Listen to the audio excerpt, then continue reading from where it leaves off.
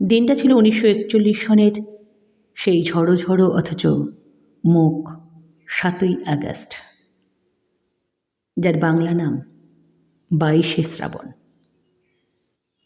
তখন সেই বয়স যখন মনের মাটিতে বড় বড় বৃষ্টির ফোঁটার দাগ পড়ে। সেই মাটিতে উদাসীন নির্মম কঠিন কোনো ধাতুতে ইমারত তৈরি করা কল্পনাও করা যায় না।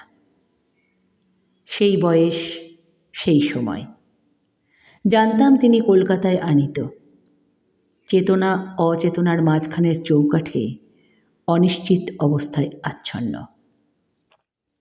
প্রতিদিন তার স্বাস্থ্য সমাচার সংক্রান্ত পত্রিকা বের হয়, আর তার ওপর তখন হুমড়ি খেয়ে পড়ি আমরা, যারা দূরবাসী, আচার্য দ্রোণের একলব্য শ্রেণীর। কুয়াশা কেটে কেটে মাঝে মাঝে যেমন কাঞ্চনজঙ্ঘার রৌদ্রাভ শুভ্র রূপ দেখা দেয়, তেমনি তখনও চলছে মুখে মুখে রচনা, প্রায় প্রত্যহ একটি। অবিশ্বাস্য সেই সব ঘটনার সাক্ষী তখনকার প্রভাতী পত্রিকাগুলোর কয়েকটি সংখ্যা।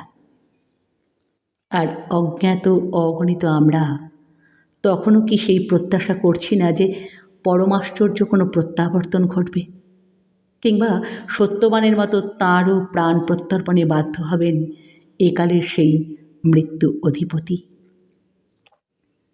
জীবন মরণের সীমানা ছাড়িয়ে কম্পিত পায়ে তিনি তো আগেও এসে দাঁড়িয়েছিলেন প্রান্তিক এক বিন্দুতে, কিন্তু ফিরেও তো এসেছিলেন আবার। ইতিহাস কি নিজেকে আবৃত করতে পারে না আবার? পারে হয়তো, করেনি। খবরের কাগজের বিশেষ সংস্করণে সেই অমোঘ সত্যটাকে শিরোধার্য করে বেরিয়ে এসেছিল রবি অস্তমিত। মুহূর্তে সব কাজ থেমে গেল। কলকাতা শহর উপচে পড়ল রাস্তায়। স্কুল কলেজ শূন্য, রাজকার্য অর্থহীন হয়ে গেল।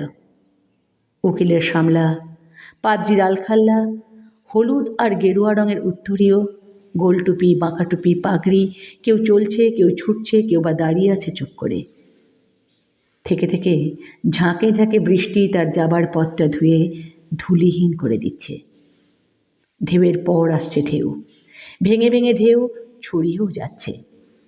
সেই ঢেউয়ের চূড়ায় তলায় ফেনায় ফেনায় মহামান্য নেতা থেকে সামান্য মানুষে মানুষে গড়া জনতা মিলেমিশে একাকার। তারই মধ্যে শয়ান বনস্পতিকে বহন করে নিয়ে গেল একদল লোক, অথবা সবার আগে আগে ওই যে তিনি নিজেই বুঝে চলেছেন, চলে গেলেন।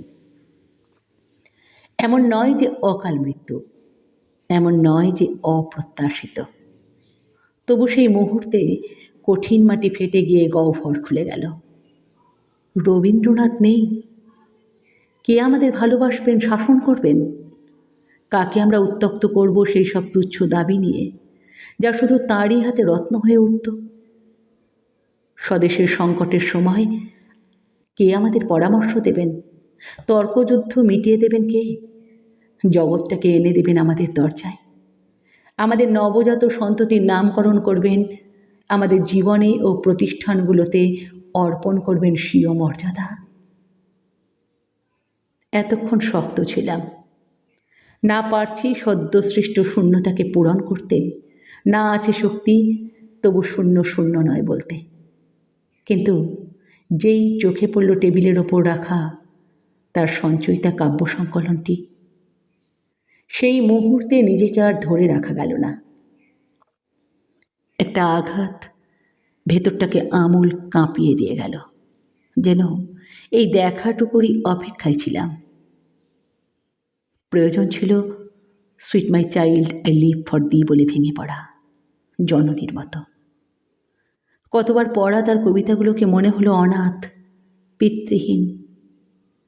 স্রষ্টার অন্তর্ধানে তার সৃষ্টি কি করুণ। আস্তে আস্তে বাষ্প জমছে চোখের পাতায়, মনের দিগন্তে আর কালো কোমল ছায়ায় টের পাচ্ছি ঢেকে যাচ্ছে। সূর্যগ্রাসের সময় যেমন ঢাকে, অঝোর বর্ষণ তখন আর বাইরের প্রকৃতিতে নেই। সেই জলধারা ঠাঁই নিয়েছে ঘরে ঘরে, টলমল মনের পর মনে। পরিবেশ যখন স্নাত স্নিগ্ধ, তখন বহ্নিমান চিতা জ্বলছিল গঙ্গার কোলে।